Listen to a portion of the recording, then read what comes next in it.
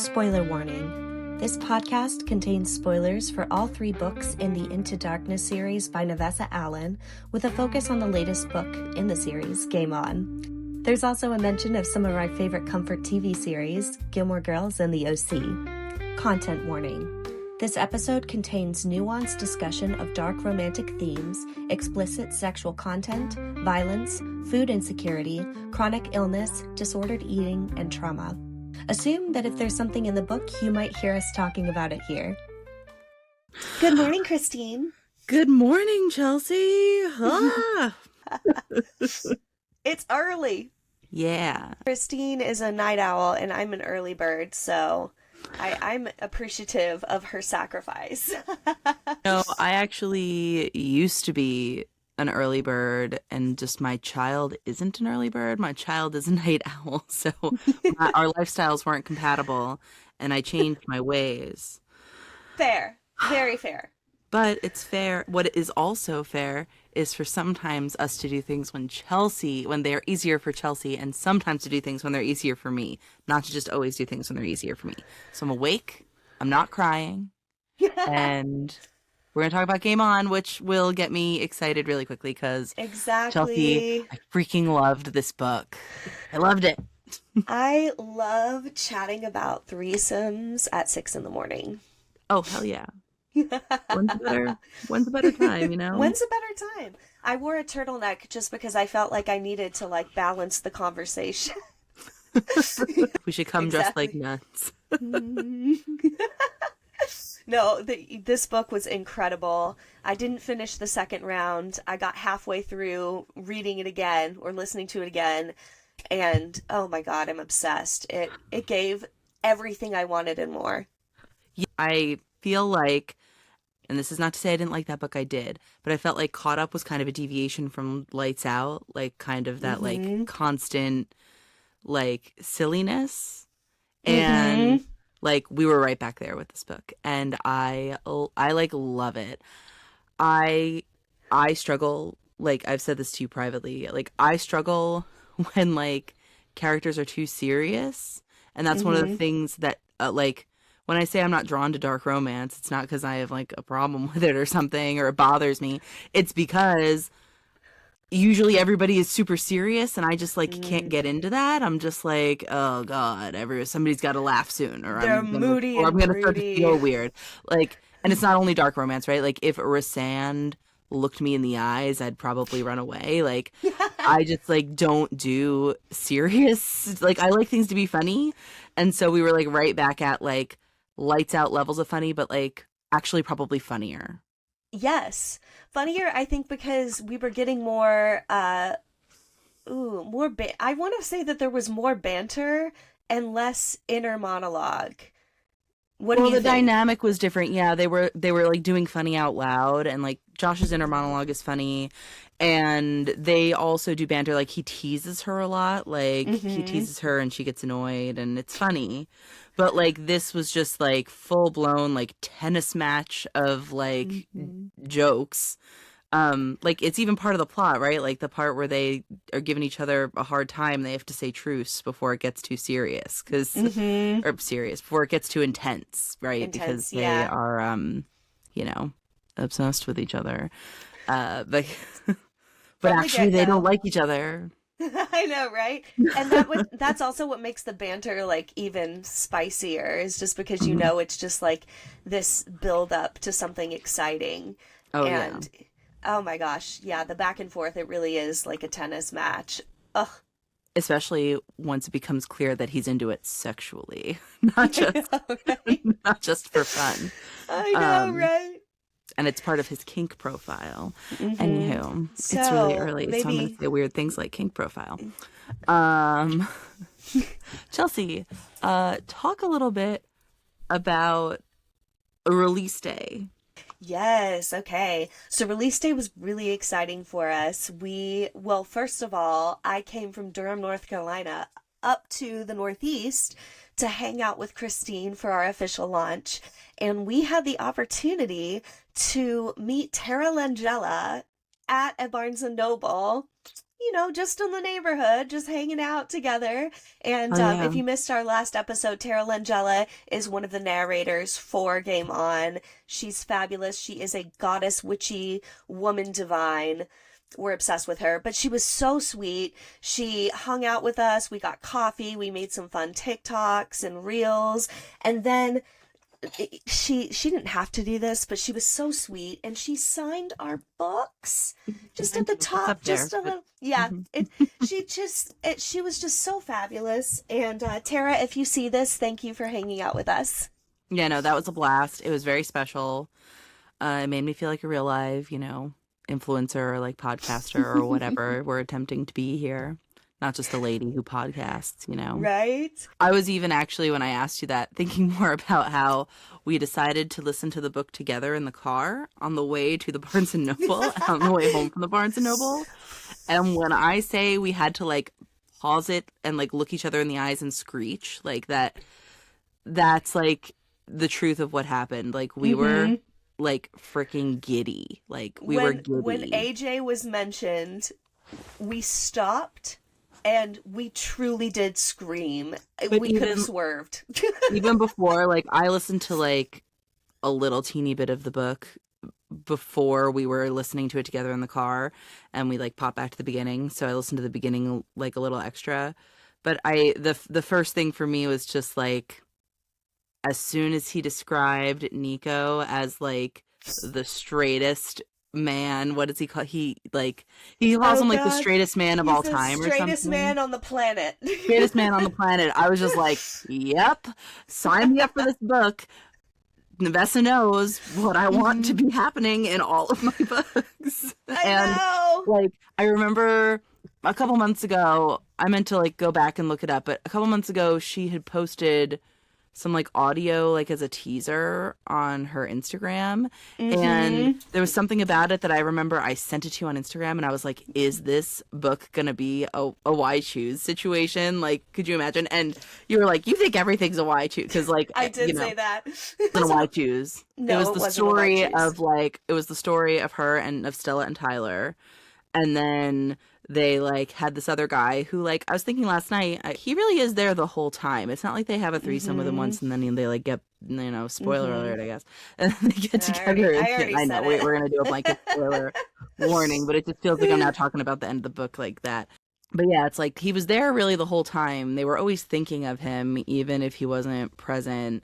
And I loved that, but I also like wanted more. I wanted more of that. Like it was part of just like the wrap up.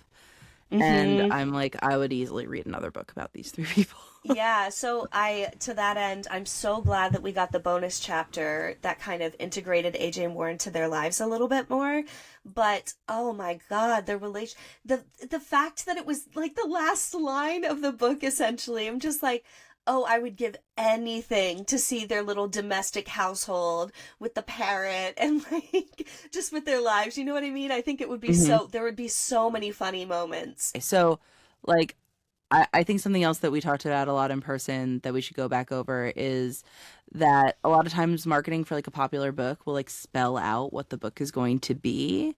And I understand it. Like, I know that some people really gravitate towards certain things. If they hear that there's a trope in a book, they get like super excited about it. So like, I get that side of it. But I actually really enjoyed not knowing that this book was going to be my favorite trope until I was actively reading it and just like, again, feet kicking, like internal squeal, and like the trope is fake dating. And also such like a fun enemies twist. To lovers. Actually like a fun twist on fake dating. It was like a stressful twist on fake dating, which is like fake dating against your will, I guess.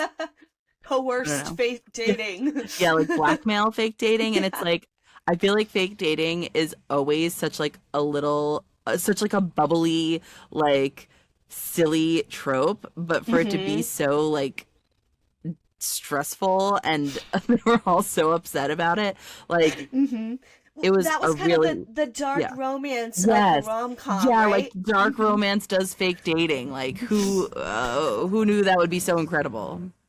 When I love an author and I know I'm gonna read the book, I will often avoid any spoilers, any tropes, anything really. I'll avoid reading any of it. I love going in blind. And that was probably the most enjoyable thing about this book. And I loved that Tara and James gave such a good interview that got me excited, but didn't give anything away. They're champions for that. They're the real ones. Yeah, I actually am thinking, so we hung out with Stella. I mean, Well, we hung out with Tara a little like after our Barnes and Noble excursion, and as I was like just listening to this book over the next like 24 hours after that, just like being absolutely delighted. I was just like, she knew how good this book was gonna be, and she'd like she said it was good, but like the fact that she didn't like. She just sat there with us and kept a straight face and wasn't like this book's gonna blow your mind. Like, yeah. let me tell She you the didn't give secrets. us Like, that's just like anything. Jedi level self-control. We were very good. We didn't ask, Yeah, no, we like didn't. we We're could have cool. pressed, but Mhm. We're yeah, we don't professional. we're so professional. We would never. So I think that this takes me to something else that I really liked about this book was, kind of like the role reversal. And, I have to like print a retraction from my predictions when we did things we were hoping for in This is so good. we did things we were hoping for in the caught up episode, and I was like, we know these things about Tyler. He's gonna be Dommy. Like, boy, was I wrong, and I am so happy I was wrong. And actually, I don't know when it was. I think during the triggers, when we were listening together during the triggers, I turned to you and I was like, what if I'm totally wrong and he's actually subby? Because both of the what those things are, like loyal likes rules, those are actually just like power dynamic-y kind of stuff in general, like BDSM stuff in general. And I just like I labeled him Dom because he's a man, and that was wrong of me. And boom, I couldn't have been happier with how that all played out. And like the brattiness, all I of was it. just about to say, like, he is so bratty. And from the get-go, and I love the fact that he, like, is, but he has no idea what that is. And so the whole book, he's like, what's a brat kink?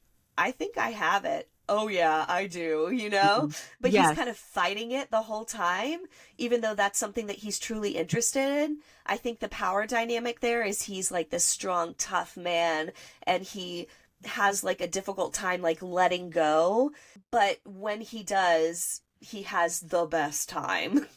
Yeah, and in the previous two books, he's like set up as being douchey fuckboy like kind of vibes. And so I remember speaking to you, I don't know if it was on the record or off the record, I don't remember. But I remember speaking about how his like internal experience and like is going to match up with what's going on with him on the outside, because I feel like sometimes when there's a side character in a romance that then gets their own book, like it doesn't track. It's like they then just become some kind of like typical romance novel character persona, and it's like whatever you thought about them from the outside, like you just get a switcheroo. And like, no, that thread carried through, and it just makes so much sense for you to then like make him super bratty.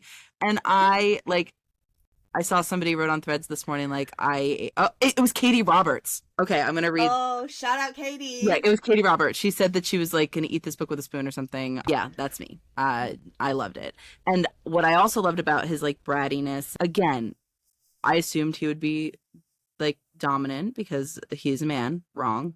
Got that wrong. But also, there's kind of, like, a switcheroo here going on because, like, not only in that way, but there were a lot of things that like are in like I don't know, a billionaire romance or like a DS like dynamic in other books where like the man is the dom, like she picks out clothes for him. Like I feel like that's so like, like sends the female main character the dress that he wants her to wear or something. It's like that happened, but different. She picked out his clothes. She's older than him. There's a significant age gap with her being the older one. He's well off, but like she's the one who like comes from generational wealth, and playing with like their like level of like wealth and stuff was also interesting too and complicated. Like she comes from this rich, like high level, like super wealthy society. He is like an underdog, but he's actually really like commercially successful at this point, and she isn't so much. So like that was an interesting like twist on this kind of like dynamic. She says to him like out loud, "Who hurt you?" Which is just like such a romance novel thing. The man will say it like the hurt comfort thing of like, "Who did this to you?" Right? It is cathartic to just have her like dish it out to this like douchey white man, just like, and he Yeah, just like takes exactly. it and he loves it, and it's great. At the beginning of the book, Tyler is okay. I would argue that Tyler is kind of still a dom, but like within his work, right? He's bad. Like he's bad, man. In the beginning, when he walks into the tattoo parlor, you think that there's and everyone leaves and he's there alone with her. You think, oh, this could go really wrong. There's this power imbalance with this super powerful, scary man. And she just, when I say she, Navessa just flipped the script on that. And we have Stella making the first move. I Mm-hmm. mean, Tyler was there for it. I mean, he had his trouser trout and everything, but but she was on him, and that was such a power play that from the very beginning, I was just like, "Oh my gosh, it was such a good setup." But then anytime he was in work Tyler mode, he really did kind of pick up that intensity, took the power and control. And then anytime he was with her, boy was a brat. He is that sarcastically like pushing kind of person in other situations. He just Mm-hmm. like comes out on top in those situations, like Yeah. double meaning on top, I guess. Because he's like, I don't have a submissive bone in my body. And like the words he's saying and the actions he's doing are very like, defiant, obviously, but like defiant. But if you don't then like take control and like go harder back at him, like, yeah, he's dominant. He's like doing the most, like all the time with people around him. And even like the way he is back and caught up with Mm-hmm. Nico. Yeah, I guess I don't blame myself. Navessa knew what she Mm-hmm. did. I She can't blame she knew what myself. she I've was been doing. conditioned this way. Actually, one of the things that I really liked about this book is like the layers and depth that Stella's parents had. I think that a lot of Mm. times in a romance, the parents are either like the villain, they're like the Mm. ones that messed up the character who then needs to be like cared for by these other people, Yeah. or they are like one-dimensionally good, and you're like, wow, this person's got such a cool parent, like they're like, what a nice thing that this isn't part of the conflict. But this was more complicated. Stella's mother was presented as like being quite imperfect, and then also they have a good relationship, Mm-hmm. and that was like very real to me, and I loved it. And I actually think it stands really in contrast to like Nico's like relationship with his mom, where he kind of did see her as like one-dimensionally good. She was amazing and great, but then that got flipped around too, right? Like, Let's be real mhm, though, she was a fairly one-dimensional character. yeah. There wasn't a lot going on, and we kind of touched on the fact before that she was, unfortunately old guard, very submissive woman. She didn't really have a lot of power in the relationship. Hmm. And so you get like a completely different dynamic with Like, Tyler's mom. The dynamic between their two relationships is very different, I think, because the communication is so healthy. Even hmm though even though there's issues, even though she is not the best parent, the fact that they are able to communicate, I guess is what I'm saying. I really loved that her mom acknowledges that she struggles with certain Mhm. aspects of parenting, intimacy stuff, but she obviously cares about Stella's well being. And I think one of the really refreshing things about this book that kind of leads into the big theme of this series, which is kind of like socioeconomic class and like the divide between rich and poor and the different rules that people live by depending on how much money you have. Stella's parents allow her to take accountability in the situation from her past with the car accident. And like as a parent, I could see how you would be like, but you didn't do that. She does kind of take it very far, and I could see how it would be hard as a parent to watch your daughter put herself in a position where she is going to have to struggle to take accountability for something when you could just make it go away like Maddie's parents do. But I think that that Exactly. is like a sign of their their healthy relationship and boundaries with her Mm-hmm. is that Maddie's parents would just make it go away, and that's something that's called out multiple times is that her parents don't actually care about her. They just like want Mm-hmm. to keep things nice for everybody and like, just remove the suffering where they can, but that's not actually like healthy. No. And this is a spoiler for Gilmore Girls, so we'll add that into the beginning. But I have been doing my watch through of Gilmore Girls, and I just finished up season 6 and I'm into season 7. But I'm just, thinking about Rory and Logan and the time that Rory crashes the yacht, right? And ends up having to do like a shit ton of community service where Logan, from a completely different economical class, and all of his friends, they get off completely free. Their parents take care of everything. They can be reckless with their lives. They can do whatever they want, and because they have money doesn't matter, right? Hmm. And so seeing that with Stella's family, and the fact that they could have swept it under the rug, they allowed her to take the moral responsibility even though it wasn't necessary. She's, taking the high road to keep someone alive. And that says a lot about her parents. That says a lot about her character, too. Yes, and it was their insurance policy that paid the civil suit too, right? So Mm-hmm. they could have stepped in and been like, nope, fraud, she's lying. Like they could have done that, but they support her, and there's other ways that they respect her boundaries. They like let her Mm-hmm. try to pay her own rent. They make it clear that they're there for her.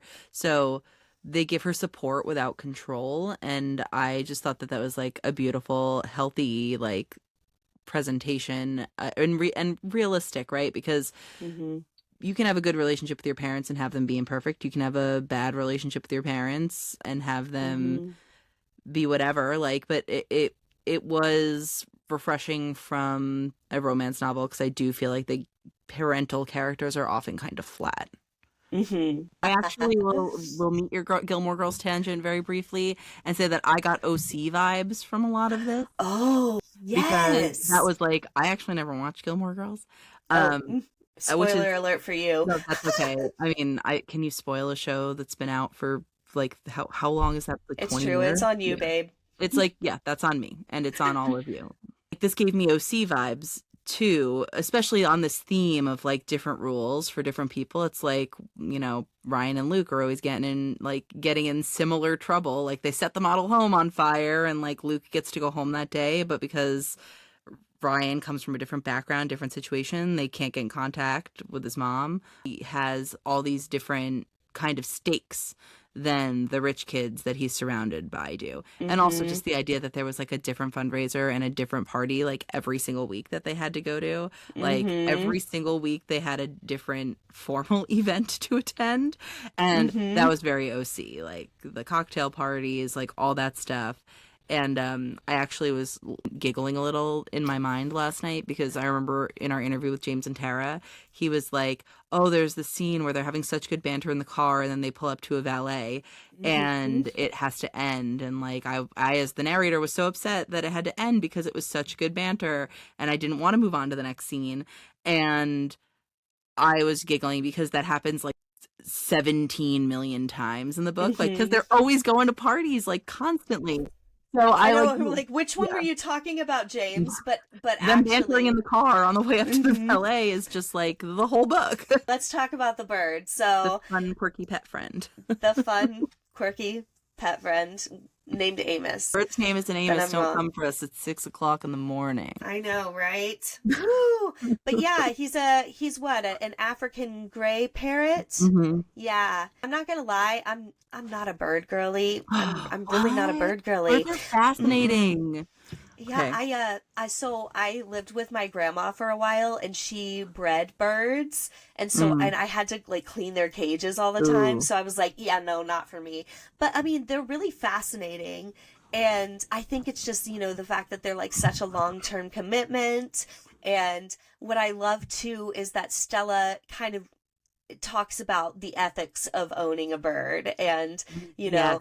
taking care of it, making sure that he only gets 3 pistachios a day, even though he complains about it. What does he call her? He's like, more snack Snack bitch. bitch. Yeah, Yeah. snack bitch. Which also, James doing Amos's voice was hilarious. That was so funny. What a range, right? Going from like super sensual to snack bitch. Actually, my grandparent actually had a parrot, like maybe like a green Amazon, I think, a parrot. Ooh. Though I used to work in the retail, and there was this man who was one of my fave customers. He'd come all the time with his like bird girlfriend was the vibe. Like she was on his shoulder. He like just would bring her to the store, and he'd be like, "There's nothing. We don't need anything today. I just told her we'd get out of the house, so we came. We came." Like it was adorable. That's so funny. And when you said bird girlfriend, I just immediately thought of like a quirky girl, and then you said sitting on his shoulder, and then I was just like, wait, no, you're talking about the bird. I was like, no, just okay. this So woman it was a just like, literal, it was a literal bird, and just the vibe was that it was his girlfriend. Like that seemed like their relationship. Because honestly, slay. I love that. I loved it. My grandpa had a bird, and they're a lot of work, and they're very temperamental, which I think is really interesting about birds.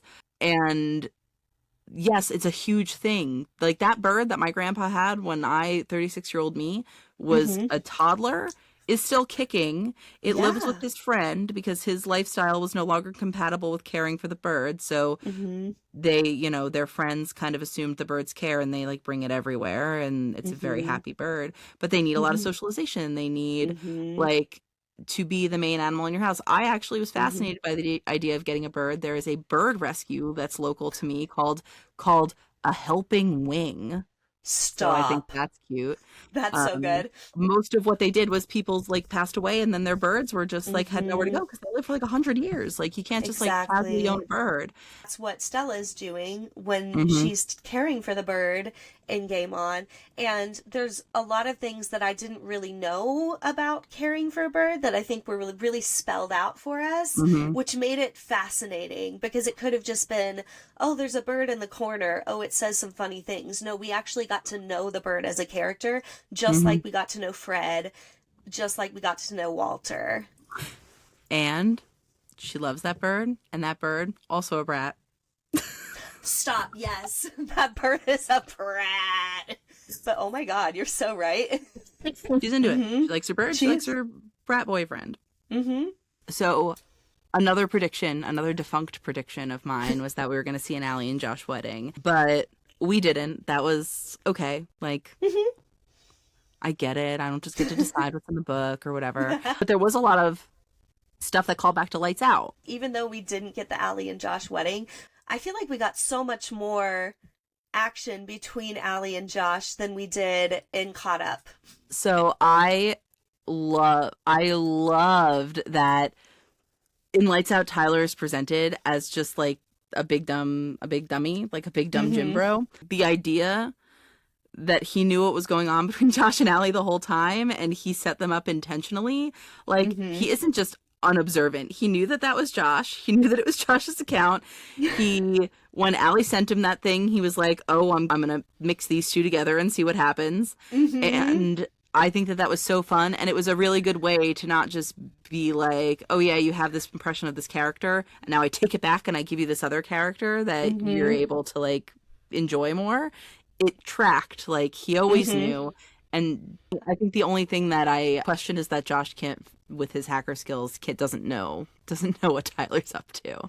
Well, even if he does know, he's just a goofball, and at that point, I don't think he cares. And he. Let's be honest, he's a great hacker, but he is a little sloppy, Yeah. The other callbacks that I loved were that he says he left school because they caught him like running games at school. The faculty caught wind of his games. Like that makes a lot more sense too than he just decided to up and leave school because he's so loyal to Josh. Like it's like, yeah, Josh needs out of here and so do I. So like let's team up and go together, That actually sat really well with me, even though I don't know, I don't think it does take away from his loyalty necessarily, because I don't think so either.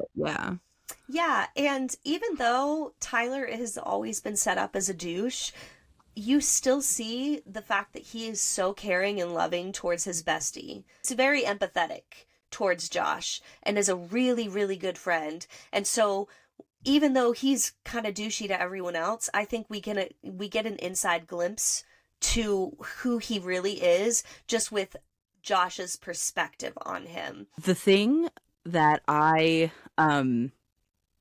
thought was interesting and nuanced about this book too, and we've talked about this in book club before, like I find nothing to be more of a turnoff or give me more of the ick than male rage. Like I just do not care for it. And it's a reality, right?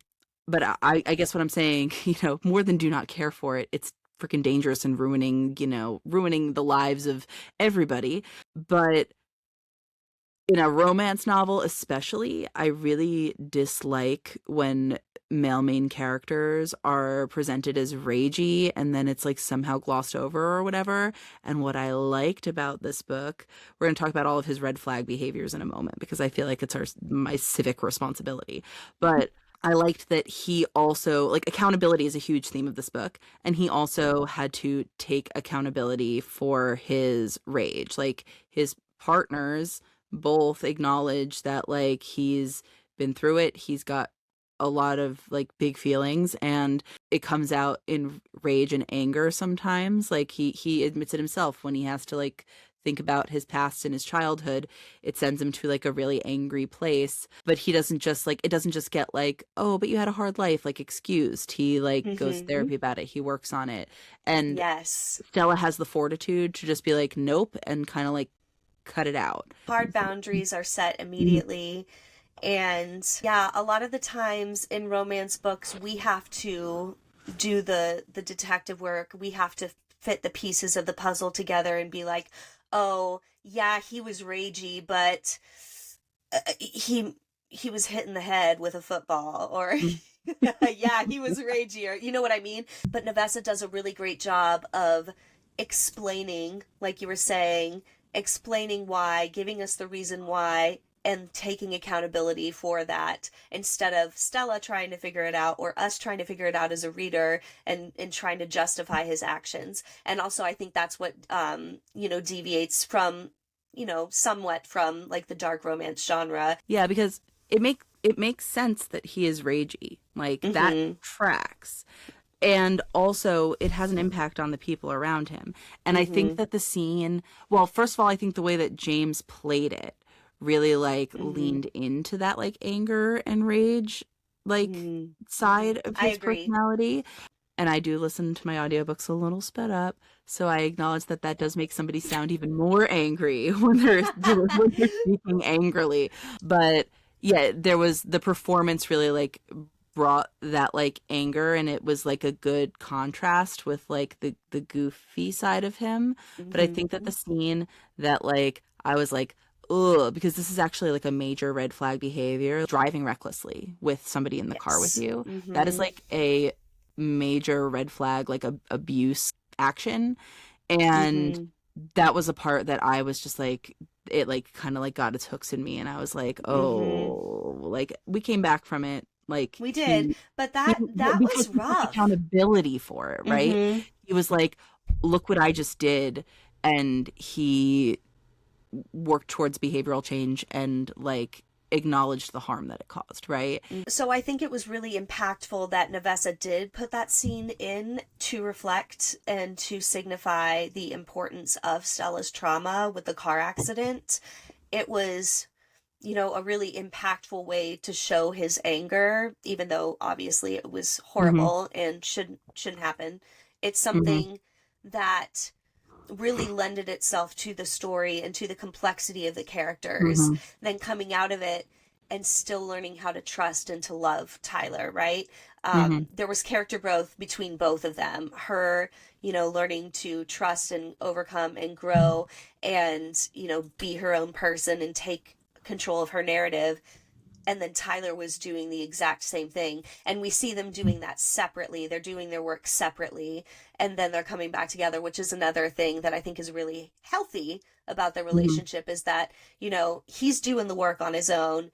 And understanding, and then he's coming back to her after having done the work. Same with her, she reflects on everything that she's done as well. Navessa is really impactful in the way that she writes mental illness, the way that she writes any sort of, illness or disability or anything.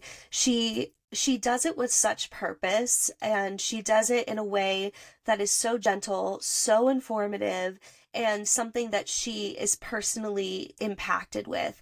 Like us, if you, I don't know if you read Snowden, but that was one of her first novels that she ever published in this past year. It was traditionally published.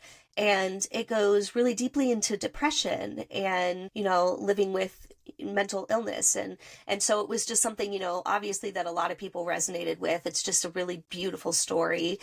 And you see that again where she's writing her life into these characters. She's writing her experience into these characters in a way that,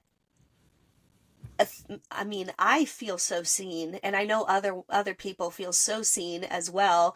People who struggle with food insecurities, that's a really serious thing. And especially in smaller communities, oftentimes you see, food deserts where there's no proper nutrition. There are Dollar Generals and there are Walmarts, right? I actually love that we're coming around to this like theme of food insecurity, because I think it leads into like one of the bigger themes of the whole Into Darkness series, which is like this gap between like this city that they live in, right? There are haves and have-nots. It's like a very spelled out thing that there are different rules for different people here, and they both hate the culture of these elite people who are set apart from the rest of everybody, and they both rebel against it in different ways. But I do love those moments in the book where she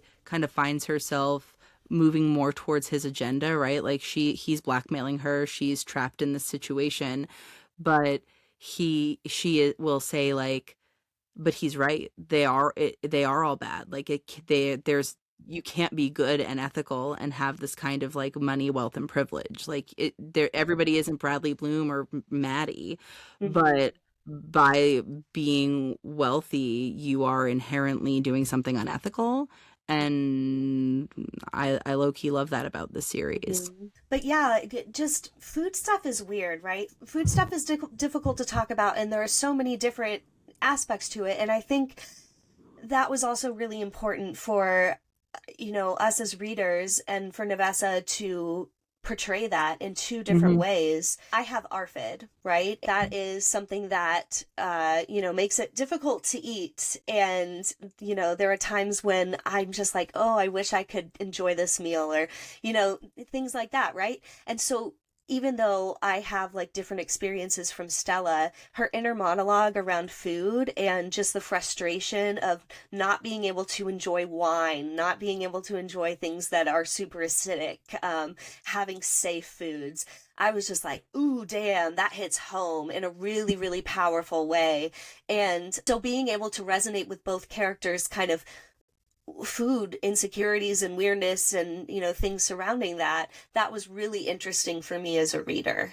ARFID stands for Avoidant Restrictive Food Intake Disorder, right? Yes. And that is when somebody has like a real like a block on eating certain foods. Like it's really difficult. Like if you've ever been pregnant, like I try to relate to the experience of ARFID through the idea that like I had food aversions when I was pregnant. Like I just, the thought of picking up a piece of food and putting it in my mouth of, for me, it was a lot of things, but eggs, like the idea of eating an egg made me like want to cry. Like I just, if it was in front of me, I couldn't pick it up and put it in my mouth, and it like nothing could make me do it. And yeah, so and that's like feeling that every single day, right? It's just like, oh. Thank you for going a little bit more into detail, because I feel like I don't even understand ARFID in the way that I want to, because it's not talked about. I have a whole ass master's degree in psychology, and I only know ARFID because of the little girl on Instagram with ARFID. Yeah, it's not widely known or talked about. And so, obviously that is not the specific thing that is going on with Stella, but being able to relate with Stella in that way was really important to me and not something that I expected to experience at all. And do you know what I liked about like Stella and the way she dealt with her needing to be accommodated is she's at all these fancy parties with fancy food and drinking and things, and Mm-hmm. she will like pull somebody aside from the staff and ask them for like a safe food for her. Mm-hmm. Like ask them for the food, and like she doesn't feel self-conscious about it. We're not getting her in our monologue being like, is Mm-hmm. it weird that I have to ask for something different to eat, or like, you know, that kind of thing. And Mm-hmm. she just is like, It's yeah, living with the I like, disability. yes, I need to be Yes. like, I need to be accommodated, and like asking for what she needs with Mm-hmm. her whole chest in at the same time, right? Like it also is realistic that she sometimes doesn't give her body what it needs, and Mm-hmm. needs the people around her to To be step in. like keyed into what her needs are. And And I think it's also important to recognize that the way that they step in is healthy and it's not, yes. management and it's not ownership over the situation. Like oh, you're not doing well. You have to eat this. Oh, Mhm. yeah. So, And this is another example, right, of Tyler messing something up and then mm-hmm, taking accountability and changing behavior. Because, mm-hmm, like, this is something that I just like cannot stress enough.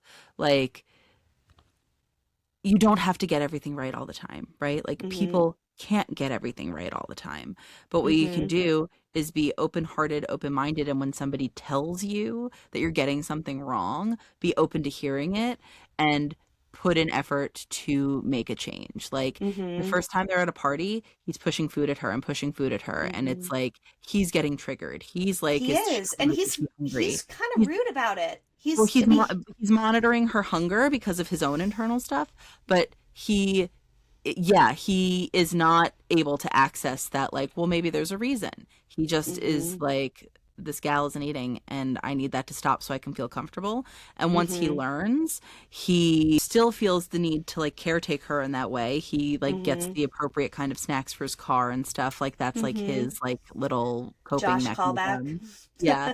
Yes, he gets his like that's his coping mechanism. So he tries to like bring her into it and Mm-hmm. consider her, which is really sweet, but he stops with the pressure. He Mm-hmm. actually gives her support, not just like, I Yes. can't tolerate how uncomfortable I am, so I'm gonna fix it.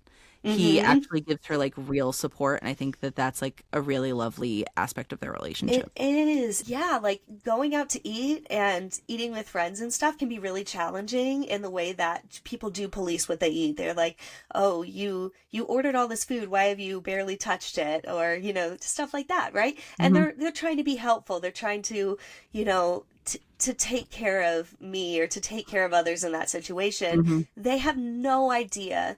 They have no idea the harm they're doing. They have no idea Hmm. the discomfort they're causing. And to see that in a book, Hmm. but to see the flip side of that immediately, Hmm. to see that it was so healing to see Yeah. the acknowledgement of that was just beautiful. People trying to caretake you around food, right? It's like they're managing like their own discomfort. They're like, "Oh, Mm-hmm. I want to make sure you're comfortable." And so like questioning it and pushing is like hard. So like that's why it's like it's really cool that you're like going to talk about this here in front of the Mm-hmm. internet because Yeah, right? like people may not think about that. So I think the other thing that, is triggering in the book is the fact that he's talking about how skinny she is and how, Hmm. oh, she really needs to eat more. She's so thin. And Hmm. it's kind of one of those things too, where it's just like commentary on a woman or on a person's body is Hmm. never acceptable, right? Hmm. It's 2026. We're not asking women if they're pregnant. Yeah. We're not commenting because we have no idea the inner struggle, the physical turmoil someone is Yes. going through. And that's actually really funny because the side quest I was going to do was that the way you were talking about it was reminding me of how people will just like be like, when are you going to have a baby? Like, Yeah. are you pregnant? Asking people questions like that Mhm. seem innocuous if you don't like understand why they can be hurtful. And like, that's never Mhm. been me, you know. we'll get into this because we're going to read books that have the theme, but like I've struggled with infertility, and you know, my thing has always been like, you can ask me anything you want. I'm not going to like make you comfortable with my answer. Like, like I'm going to answer, Exactly. I'm going to answer you with my answer, and you can't take the heat. You're not going to ask anybody that question ever again. Right. Exactly. I just do want to talk a little bit more about Stella and like her rebellion against this social group she's in. And she does it with like her aesthetic. She does it with her job. She does it with the way she's very whimsical, right? Her shop is all like whimsy and stuff. And Outfits. her outfits, yeah. I did like love the image of her all like pierced and tatted up going to these like OC style, like high society kind of functions, and being with Tyler, who is very like, I imagine that when he's playing this role and has this persona, he like is just like preppy guy, like, you know, just right. like in his golf tee, the mismatch, yeah, and like Adidas shorts. So we're gonna lighten the mood with some of our favorite funny moments from the books. My first, of course, favorite line that we've all heard is just that you have way too much confidence for a blonde man. And then him being like, wait, what? That's a thing? That was so funny. It's funny, the always maligned blonde characters. I also loved, there's a moment where he's super frustrated and he's walking a little bit faster than her and he's just like, are you coming? Okay, so I actually wrote it down. He says, are you coming? And she says, no, I'm just breathing hard. Oh, thank you for taking the So notes. funny, It's too so funny. early. That was so funny. And then everyone Thank my hearing husband that, for taking notes because we were listening while I drove. I get motion sickness, so I always have to drive. Get it and hit and it. then he was writing down my notes as we listened in the car. So shout out to the supportive husband. I really like, there were so many just like funny little barbs. She like always calls him like farm boy, which I really liked because it reminded me of the Princess Bride. Like how she's just, because it's the same, right? She's just mean to him and he loves it. Well, And there's that like princess, that dynamic in Princess Bride. Farm boy. my husband's from the Midwest, so anytime she made a comment like that, I always say, you know, my husband grew up in a cornfield, you know, so I just got those vibes immediately. It was just like, yes. But that was all a lead up to the line that I liked, which is when she says that he's 3 tractors and a trench coat. So good. I love the fact that she says paravert throughout the whole book as like a callback rib to her mom. And then also Tyler's like, wait, what? Sidebar, you know, the audio performances, I feel like we already gushed about them a ton, but shout out to like James's sound effects, obviously, you know, that I remember distinctly, and I was just like, whoa, I love it. I know. Jump scare, but give me more. Jump scare, but I love how committed we are, and you're really just bringing this to the next level, and I deeply enjoyed it. Yeah, and Tara's British accent was lovely. She did such a good job with Stella's mom. Also, do you know what voice that Tara did that was really great? Was Maddie, that like little like innocent but like sinister voice. Loved it. When she tells Tyler that he probably fucks like he's scooting a chair closer to a table. The way I visualized that instantly was just like, oh no. It's so descriptive. He says he feels like he was an extra on the set of a Cruel Intentions remake. That movie had me in a chokehold when I was a teen, and Same. like, and it's so real, right? It's just like that movie is like a distillation of all these things, of like these super rich people just being like horrible to each other, and it's all just like a big weird game. Amazing reference by Navessa Allen, and just like really painted a picture. I thought it was cool that we got a Caught Up bonus chapter and a Lights Out bonus chapter and a Game On bonus chapter, but the Caught Up and the Game On ones were relevant to this story, so I guess we should talk about those first. Yeah, they were such a treat, and I was not expecting the Game On one. We knew about the Lights Out one, and we didn't know about Caught Up or Game On whatsoever, and so that was very satisfying to get like a little bit more of a snippet, especially for Game On. We needed that that bonus chapter. Yes, and it was so good, and I actually like flipped to the back to check out the bonus chapters while we were standing in Barnes and Noble. The italicized thoughts of his, like, it just was immediately like so sexual. I was like, this book's gonna roll. Gave me the vibe immediately. But yeah, like we needed that bonus chapter, AJ's POV bonus chapter, because like I said earlier, he was like ever present in their relationship, and this was really just like how the two of them got together. But like I think that this happens a lot of times in novels where there's a throuple situation, is that there is somebody who's like more like sturdy. Like, normally two people who are more connected in the dynamic, and there's a third person who's brought in. And obviously that's not something that happens all the time, but that's what we see in books a lot. And the fact that he's so open and not jealous or anything from the very beginning. Yeah. Oh man. And when I say not jealous, I'm specifically speaking about Tyler, but also AJ, in the fact that Stella and AJ have a serious past. Way more significant than her present with Tyler in terms of the length and the depth of their relationship. And for them to both recognize at the same time, oh, yeah, we love him. That was so good. Yeah. And I think the throuple ingredients were really good here because Ella and AJ do have like a very consistent, stable past. Like they have been consistent with each other. And so that's like what I mean, I guess, by like the sturdiness. Like that is good. It's secure, and Tyler isn't threatening to it. Because like in the beginning, it's just that they're like sexually open. Like we obviously are going to just like do a couple seconds on the fake dating threesome, which was just like, I've read some fake dating books and I've read some Why Choose books, and that was special. And it was good. It was so good. Like, never in my life, and correct me if I'm wrong, I guess, but like, I don't think I've ever read a book where the fake dating had to persist, the performance had to persist through a sexual encounter with a third person who we can't break in front of because they think we're really dating. That's brilliant. That's hilarious. A lot of times in a throuple in a book, Stella and Tyler have this really intense back and forth, like tennis match kind of dynamic. And it's like that, like banter can be exhausting because like at some point you have to like cooperate to pay your taxes. You know what I mean? Like it can't be all fun and games all the time. And I think that AJ kind of like grounds them. He does. And that was the thing that had us squealing when we were listening to the book, is when he started, like Tyler started in on his inner monologue of like, I've been on a kick where I'm dating guys. We were just like, yes. I know. Yes. And the fact that AJ is also like totally a sub, I love too, because it just like allows Stella to have the upper hand in the dynamic. I think it's so hot. Yes. No, the whole thing was great. And I also like towards the end of it, like they were in some kind of like 24/7 dynamic, but like, I don't know. I guess we'll find out.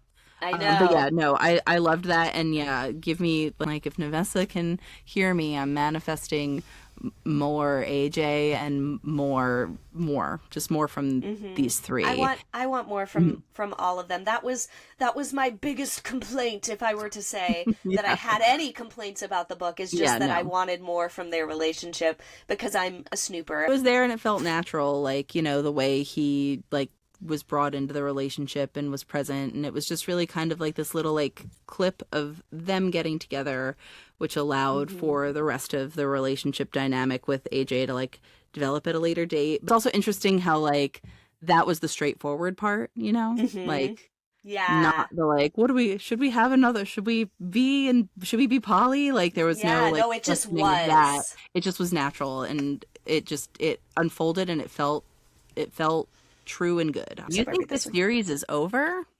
I do not think the series is over. Possibly, maybe the trilogy is over, and I can see the world growing, and I can see more of the characters emerging. Wouldn't it be cool if we got another trilogy? Well, yeah, I was thinking like that there were a few things that I thought were setups for maybe like spin-offs or something throughout all these books. But I think the vibe might be like a Ruinous Love, like Cape Carnage kind of relationship where that's what I was thinking. Yeah, where it's like same universe, you know, we're talking about books by Bryn Weaver. We'll definitely talk about those because they're great. I think that like that was kind of maybe what was getting set up. Like I've talked before about like small stuff. Like I think that there's a lot going on with Nico's parents, like the mob folks and the IRA stuff. So like I'm still hoping for that.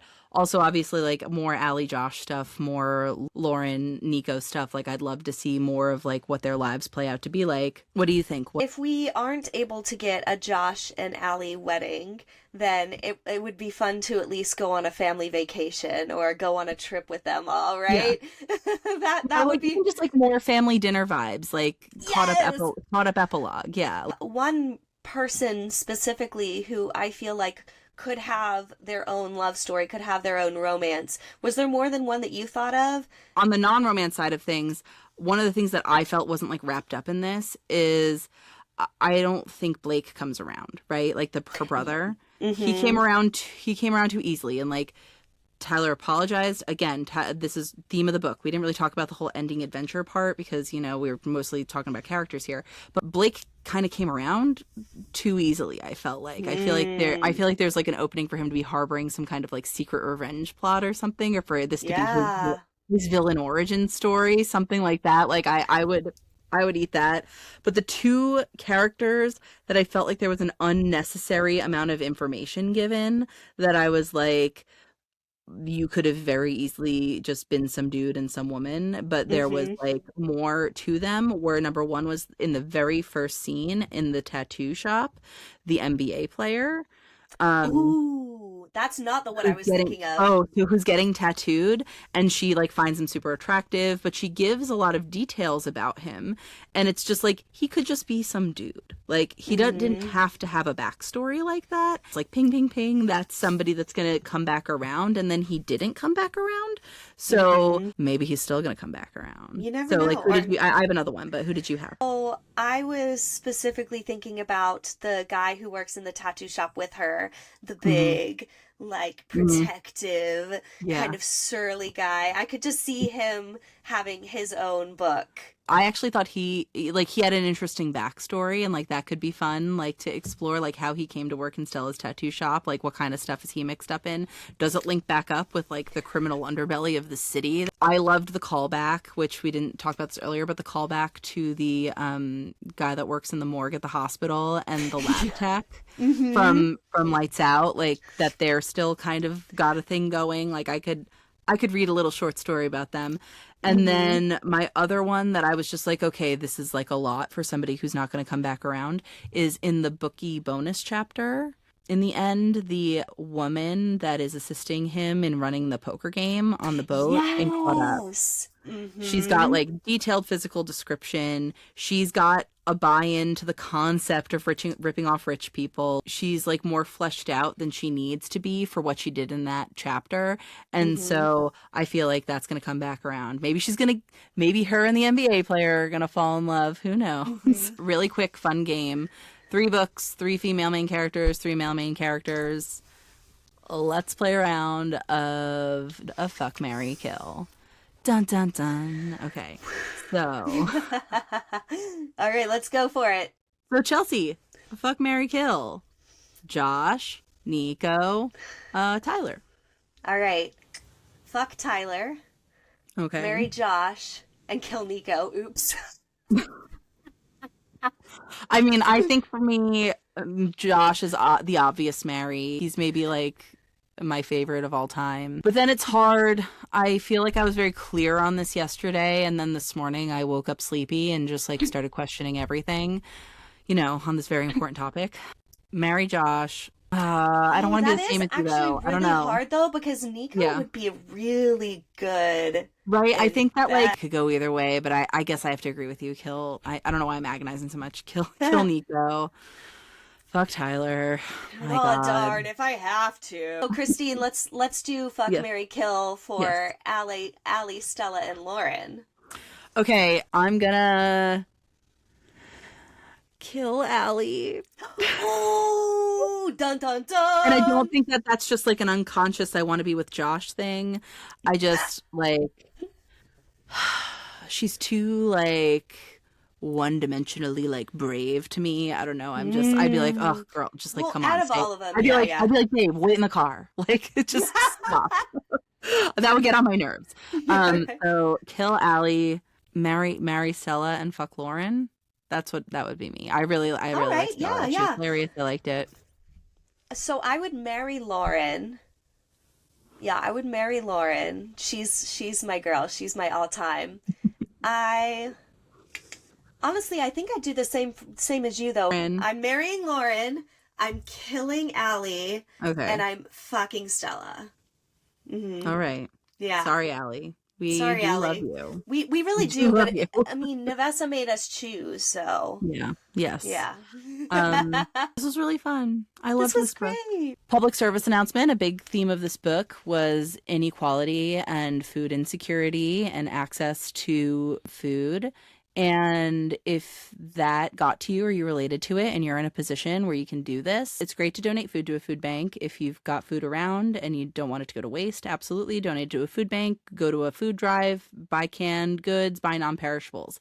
And also almost every food bank in existence needs to buy food that they keep stocked, and they need money to do that, like buy perishable foods, like fresh fruits, vegetables, other things that are harder to store. And they can also source food in bulk if you donate money. So if you've got a couple dollars and you want to, make an impact on your local community, find your local food bank and donate money to them. Yeah. All right. Thank you. Thanks everyone for listening. We hope you enjoyed this book as much as we did. Remember to subscribe to our YouTube channel and follow us on Instagram so that you know when we'll be yapping about your faves. Comment or send us a message or voice note with your thoughts on this episode, or share any of your favorite romances that you would like us to yap about.